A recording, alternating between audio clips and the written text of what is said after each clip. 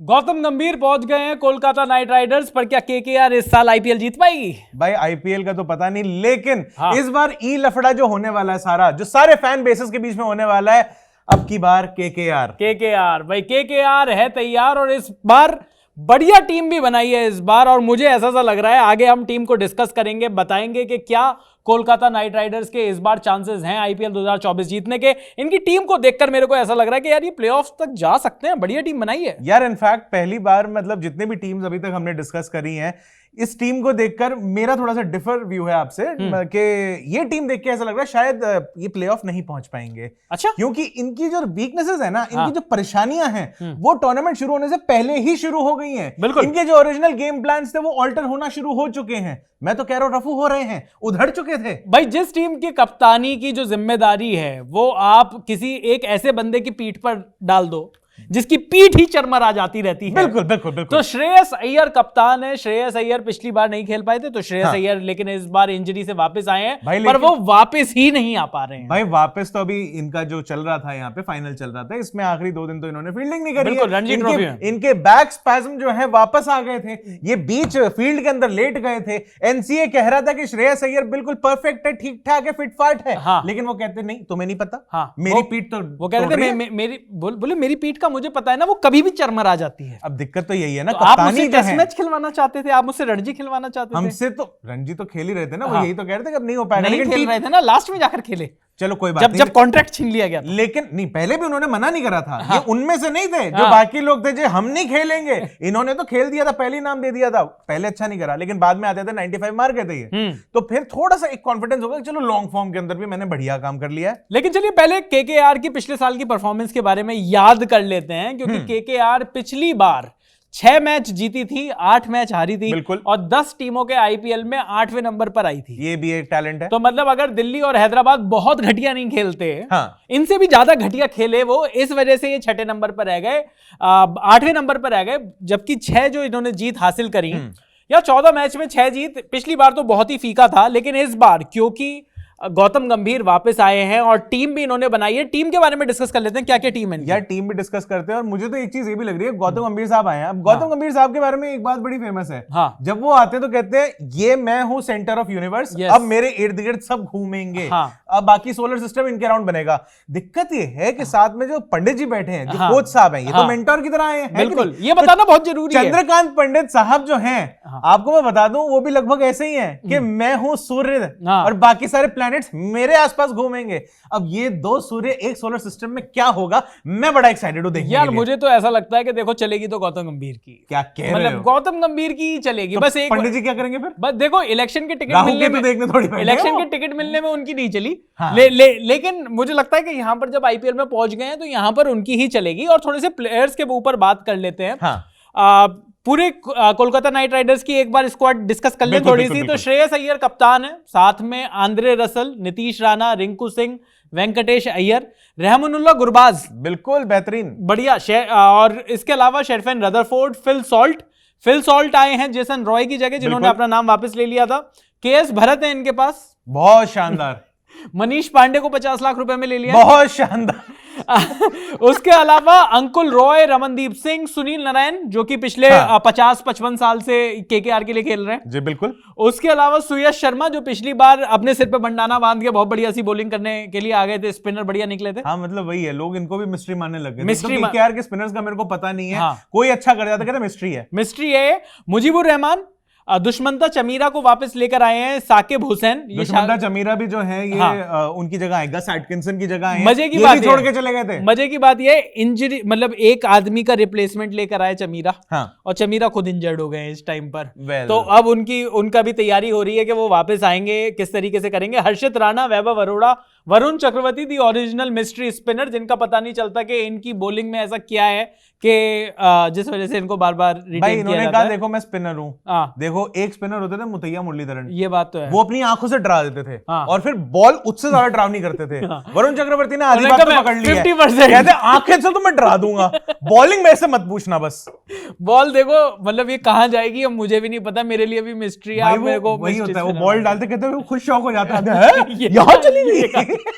उसके अलावा चेतन सकारिया है, और सबसे आईपीएल के इतिहास का सबसे महंगा प्लेयर मिचेल स्टार्क को भी इन्होंने ही खरीदा। भाई वापसी तो ये कर रहे हैं 2015 के बाद, अब जाके इन्होंने कहा है कि चलो मेरे अकाउंट में पैसे डालो। इन्होंने सारे सालों में अगर ये रोज हर साल खेल रहे होते 2-4 करोड़ का हिसाब बनता है इनका। इन्होंने कहा सारा का सारा मैं यहीं पे निकाल लूंगा। तो भाई 24 करोड़ 75 लाख रुपए देकर मिचेल स्टार्क को खरीदा गया, और ऐसा लग रहा है इनकी टीम को देखकर कि फास्ट बॉलिंग की सारी जिम्मेदारी उन 24 करोड़ 75 लाख रुपए से निकालेगी कोलकाता की टीम। भाई बंदे ने 4 ही ओवर डालने ना, लेकिन मतलब इनकी एक्सपेक्टेशन ये कि 4 ओवर के अंदर बंदा कम से कम 8 विकेट लेके जाए। एक्सपेक्टेशन ये है कि 4 ओवर डालेगा तो 14 मैच में।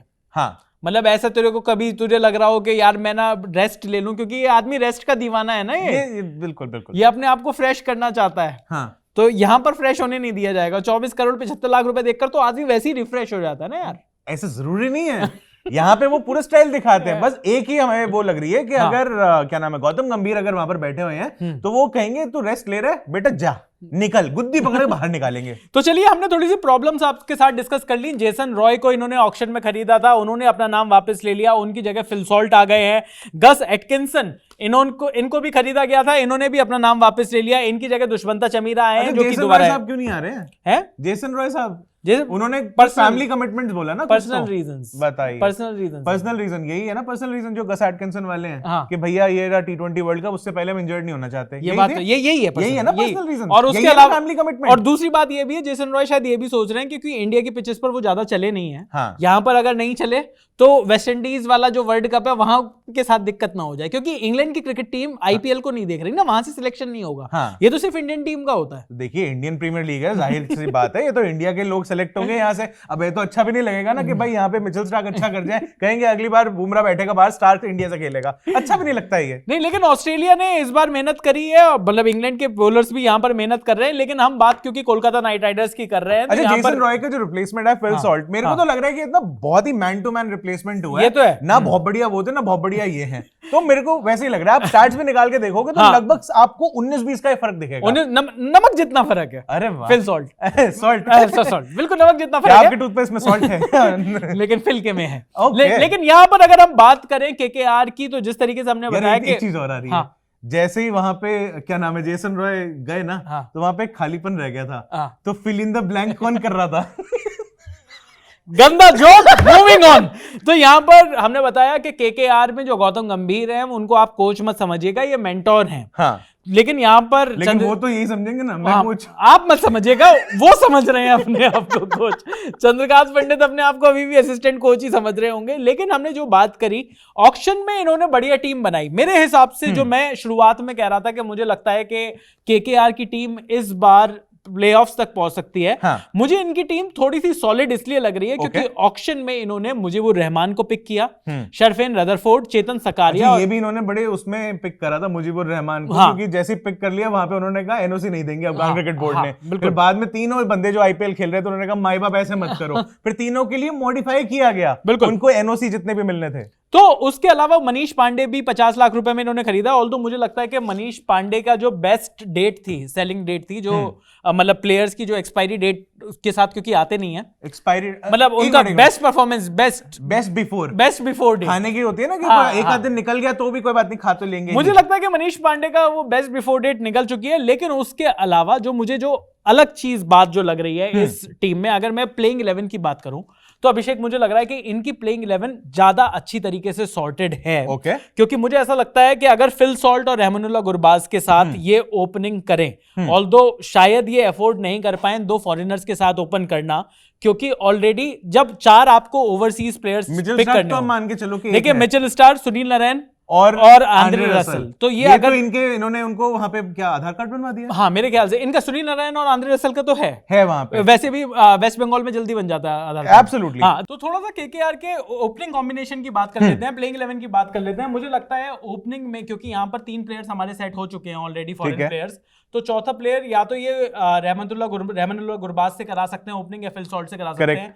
दोनों ही प्लेयर्स विकेट कीपिंग भी कर लेते हैं, तो विकेट कीपिंग का ऑप्शन भी इन पे टिक हो जाएगा, क्योंकि केएस भरत के साथ विकेट कीपिंग पे जाना तो अपने पैरों पे कुल्हाड़ी मारने के बराबर है। मतलब मैं तो यही सोच रहा हूँ कि ये मजबूरी है इनकी, केएस भरत यहाँ पर नहीं खेल पाएंगे, मुझे ऐसा लग रहा है, जब तक दोनों विकेट कीपर बैट्समैन आपके टूट ना जाए। बिल्कुल। तो यहाँ पर आपके पास मान लीजिए रहमानुल्लाह गुरबाज हैं और आपके पास दूसरी तरफ वेंकटेश अय्यर से, क्योंकि इन्होंने ओपनिंग भी कराई है, ओपनिंग के बाद नंबर 3, नंबर 4 पर श्रेयस अय्यर, नीतीश राणा आ जाते हैं। 5 पर आपके पास रिंकू सिंह है। 6 पर आपके पास फिनिशर के रूप में आंद्रे रसल हैं।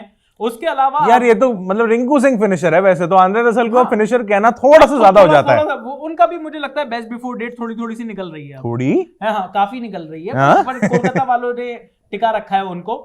उसके अलावा इनके पास बढ़िया स्पिनर है यार अभिषेक, अगर देखा जाए तो सुनील नारायण, वरुण चक्रवर्ती, सुयश शर्मा, मुजीब भी अब ले लिए हैं। हाँ। तो स्पिनर्स के मामले में बिल्कुल फुल तरीके से फिट है यार। अब प्रॉब्लम जो है वो ये है कि फास्ट बॉलिंग में, एब्सोल्युटली फास्ट बॉलिंग में ये बहुत ज्यादा मिचेल स्टार्क पर डिपेंडेंट है और थोड़ा बहुत चमीरा के ऊपर भी, और अगर कसर बचती है तो रसल के ऊपर, क्योंकि इंडियन पेसर्स, एक्चुअली मेरी एक प्रॉब्लम थी इस टीम के साथ कि इंडियन पेसर्स जो हैं वो इस टीम के लिए बहुत अच्छे नहीं दिखाई पड़ रहे हैं। आपके पास सकारिया है, शायद वैभव अरोड़ा निकाल जाएंगे, अगर हो गया तो बहुत बढ़िया बात है। लेकिन अभी फेस वैल्यू पे आप देखो, जब आप कागज पे अपनी टीम देखते हो तो आपको लगता है कि यार ये बहुत ज्यादा डिपेंडेंट रहेंगे या तो स्टार्क के ऊपर या फिर चमीरा के ऊपर, और फिर ये दोनों एक साथ। यार मुझे नहीं लगता चमीरा तो साथ में खेल नहीं पाएंगे, क्योंकि अगर चमीरा को भी लेकर आते हैं तो ये किसकी बलि देंगे ये समझ में नहीं आ रहा। Exactly my point. और यहाँ पर वही बात है कि आपने शुरुआत में भी ये मतलब हाईलाइट करा कि फिल सॉल्ट है आपके पास गुरबाज है, दोनों विकेट कीपर बैट्समैन है। अब इन दोनों में से भी कोई एक ही खेल रहा होगा, ये दोनों एक साथ नहीं खेल पाएंगे। बिल्कुल। इसके अलावा जो इनकी मतलब यार इन्होंने क्यों चिपका के रखा हुआ है, हम मजाक कर रहे हैं कि ठीक है आधार कार्ड बना दिया, ये कर दिया, लेकिन सुनील नारायण और आंद्रे रसल को अगर ये टीम में एक साथ खिलाते हैं, दोनों की फॉर्म के इश्यूज चल रहे हैं। बिल्कुल, ये सिर्फ एक आंद्रे रसल की बात नहीं है, सुनील नारायण के साथ भी इन्होंने बहुत एक्सपेरिमेंट करे हैं, ऊपर खिला लिया, नीचे खिला लिया, बीच में खिला लिया, बॉलिंग करा ली, ओपन भी करा ली, बॉलिंग सब कुछ करा लिया इन्होंने। लेकिन सुनील नारायण अब वो वाले मिस्ट्री स्पिनर नहीं दिखाई पड़ते हैं जो पहले दिखाई पड़ते थे, जो ऑल्दो इकोनॉमी उनकी अभी भी बेटर है, ऑल्दो इकोनॉमी उनकी अभी भी अच्छी है। हाँ, विकेट नहीं निकाल पा रहे हैं, तो देखना ये होगा कि आंद्रे रसल और सुनील नारायण, और मेरा जिनके ऊपर बार बार पंट लेता है ये कोलकाता नाइट राइडर्स, इस बार अगर इनके मतलब जो प्लेऑफ्स में क्वालिफाई करने के लिए मुझे लगता है कि सबसे बड़ा जो की है वो इन दोनों के पास है, क्योंकि अगर ये नहीं चले तो फिर आपके पास सिर्फ मिचेल स्टार्क ही एक बड़ा नाम रह जाता है। मैं इसीलिए ये कह रहा था कि ये पहली बार मेरे को एक टीम, जितनी हमने डिस्कस करी है उनमें से इतने सारे मेरे को डाउट्स दिख रहे थे, कंसर्न दिख रहे थे, नेगेटिव्स दिख रहे थे कि क्या ये टीम प्लेऑफ तक भी पहुंच पाएगी या नहीं पहुंच पाएगी। पहुंच गई तो बहुत बढ़िया भाई, अच्छा है, आईपीएल खुल जाता है। लेकिन एक कंसर्न और है, यहाँ पे श्रेयस अय्यर की भी बात हमने शुरू में करी थी, उनकी फॉर्म का क्या हिसाब किताब रहेगा, उनकी फिटनेस का क्या हिसाब किताब रहेगा, उनकी कमर, उनके पुल शॉट, और एक और चीज, पुल शॉट नहीं, वो तो शॉर्ट बॉल आप कहना चाह रहे हो। शॉर्ट बॉल की अभी भी भाई यहाँ पे बच्चे आके मतलब जो है रणजी खेल रहे थे, आगे शॉर्ट बॉल डालने शुरू कर दिया था, आउट भी कर लिया भाई, आउट भी कर दिया, और कई बार दोनों पारियों में आउट, और आउट तो ऐसे हुए कि शॉर्ट बॉल की एक्सपेक्टेशन में बैक फुट पे पता ही नहीं चला बॉल कहां ओवर पे जो के एज होके चली गई। तो एक वो भी कंसर्न रहेगा। एक और कंसर्न मेरा ये था कि श्रेयस अय्यर का जिस तरीके से ईशान किशन और श्रेयस अय्यर का जो एक मतलब नाम लेके जो बेइज्जती करी है बीसीसीआई ने अलग से, जो इनके साथ पूरा 36 का आंकड़ा अचानक से बीसीसीआई का हो गया है, वो किस फ्रेम ऑफ माइंड में होंगे, क्या वो अपनी टीम को लीड कर पाएंगे, किस तरीके से वो टर्न आउट करता है, गौतम गंभीर उसके अंदर क्या रोल प्ले करते हैं, वो इवेंचुअली पता चलेगा। लेकिन अभी फिलहाल ये एक बड़ा कंसर्न लग रहा है कि क्या वो मेंटली अपनी जगह पे उस 100% जगह पे होंगे जहां वो कॉन्फिडेंट फील कर रहे होंगे कि हाँ मैं निकाल लूंगा और जवाब दूंगा बीसीसीआई को। बिल्कुल। तो चलिए आप बताइए, आपको क्या लगता है कि क्या कोलकाता नाइट राइडर्स आईपीएल 2024 जीत पाएगी? आपको क्या लगता है कि केकेआर की परफॉर्मेंस कैसी होगी? अच्छी परफॉर्मेंस होगी तो कमेंट्स में लिख दीजिए बढ़िया परफॉर्मेंस होगी, क्वालिफाई करेंगे, जीतेंगे आईपीएल। और अगर आपको लगता है कि नहीं फुस हो जाएंगे ये इस बार भी, तो आप ये भी लिख सकते हैं इन शॉर्ट क्या केकेआर है तैयार। हाँ, इस बारे में आपको कमेंट्स में लिखना है। मेरे हिसाब से मुझे ऐसा लगता है कि केकेआर शायद, एक आउटसाइड चांस मुझे दिखाई दे रहा है कि शायद इस बार प्लेऑफ्स में क्वालिफाई कर जाए। मुझे लग रहा है शॉर्ट बॉल पे फिर से कैच आउट हो जाएंगे सारे के सारे खिलाड़ी। आपका क्या कहना है ये आप कमेंट्स में लिख दीजिए। अभी के लिए इस वीडियो में इतना ही। इसके अलावा हम आईपीएल के पे बड़ी कवरेज लेकर आ रहे हैं यहाँ पर, जी नेटवर्क पर, जी न्यूज के सारे डिजिटल प्लेटफॉर्म्स पर भी आएंगे। आपके कमेंट्स यहां पढ़ लेंगे, आपके साथ आप बनेंगे एक्सपर्ट्स बन जाएंगे, होस्ट बन जाएंगे, गेस्ट, सब चीजें बदल देंगे यहां पर। इस बार क्रिकेट प्रोग्राम आपकी चलेगी क्योंकि ये आपका गेम है और ये जो फैंस हैं, आप जो लोग हो, आप ही गेम को बनाते हो। ये प्लेटफॉर्म भी आप ही का है, प्लेटफॉर्म आपका है, ये क्यू कार्ड आपके, टेबल आपका है, लाइटें आपकी, स्टूडियो आपका है, और हम तो आपके हैं। थैंक यू सो मच हमें इतना प्यार देने के लिए। मेरा नाम है चैनल स्तोगी, मैं अभिषेक मनचंदा और आप देख रहे हैं जी स्विच।